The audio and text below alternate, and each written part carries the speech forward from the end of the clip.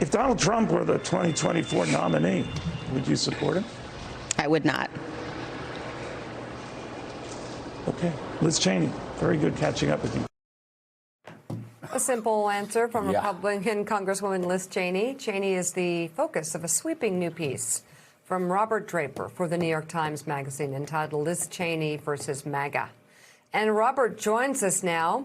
Casey Hunt and Jonathan Lemire rejoined the discussion, and Eddie Glaude is still with us as well. You know, Robert, it's very interesting. That clip, of course, upset an awful lot of Republicans, and yet we played a clip early in the show where Kevin McCarthy was blaming Donald Trump for January the 6th. Kevin McCarthy was saying that there must be consequences after January the 6th. The only difference between Kevin McCarthy and Liz Cheney in this case is that Liz has been consistent with what she said since January the 6th. Kevin hasn't. I think that's right, Joe, although McCarthy has been consistent in his ambition, which is to be the Speaker of the House. And his theory of the case is he can't become one. The Republican House can't regain the majority if he does not appease Donald Trump, if he doesn't at least tamp down Trump's anger. Liz Cheney has the opposite point of view, which is that the party simply cannot move on.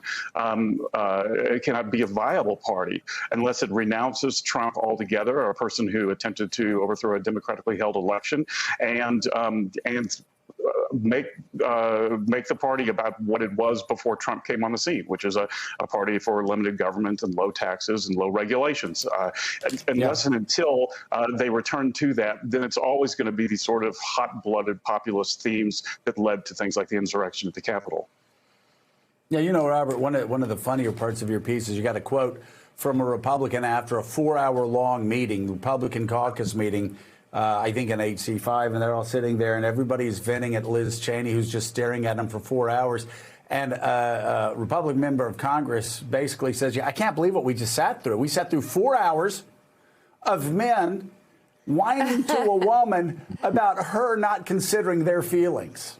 It drove them nuts that Liz Cheney would not abjectly apologize and beg for forgiveness. And in fact, her point of view, Joe, is that if anyone should be apologizing, it should be the Republicans who passed on their moment of opportunity in mid-January to vote yes to impeach the president. She stood by her vote, and at no time was she going to apologize for it. Casey Hunt.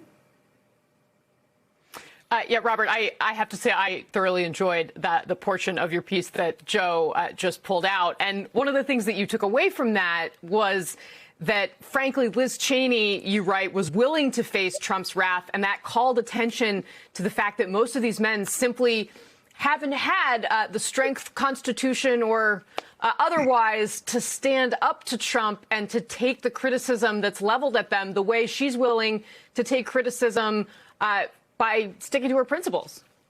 No, that's right, Casey. And I mean, members have said to Liz Cheney what they've also said to me, which is that, yes, of course, we need to move on from Donald Trump, but damned if I'm going to say so publicly. That would be the end of my political career. I would get death threats. My family would be threatened. And so somehow they're expecting this to coin or to use the phrase of President Trump, that it will all pass, that it will all go away like a miracle. But Liz Cheney is of the view that no, this Trumpism does not end in silence. It will require leadership, and it will require the Republicans basically standing up and saying we have to move on. It's not going to go on. It's not going to move on by itself. Jonathan Lemire is with us and has a question. Jonathan. Robert, great piece. Hoping you could talk to us a little bit about what Liz Cheney's next moves might be, her future.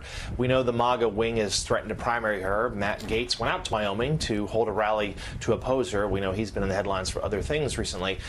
What sort of challenge does she face within the state, and what else does she hope to do with, while she's in this position, while she has this leadership role? Is she trying to convert other Republicans? Is she trying to, how is she trying to normalize the party, break it away from Trump? Sure. Well, I mean, Jonathan, those are good questions. And in the very immediate, she faces a two-pronged challenge, one within her party and one in the state of Wyoming. She benefits in Wyoming from what's likely to be a very crowded primary field filled with people who, at least thus far, are unserious candidates. And so this is why an attempt to pass a bill that would require a candidate to receive 50% or so before they can move on from the primary attracted such interest from Donald Trump Jr. and others. So she's likely to prevail, I think, in Wyoming. The greater question then is what becomes of Cheney within her own party. And hey, thanks so much for watching our YouTube channel. You can follow up on today's top stories and breaking news, or catch up on your favorite MSNBC shows all in one place. Download the NBC News app today.